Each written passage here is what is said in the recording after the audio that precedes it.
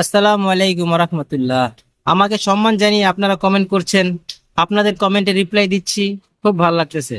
তো আমাকে আরেকজন কমেন্ট করছে, হয়তো তার মনে অনেক কষ্ট, সে আমার কথার মাধ্যমে সে সবাইকে বলতে চায় বুক চাপা কষ্ট।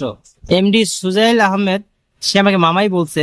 সে বলছে, মামা সারাদিন কাজ করে একটু পরিবারের লগে কথা বলবো, পরিবার শুধু অবহেলাই করে, গুরুত্ব দেয় না, তাকে নিয়ে ভাবে না।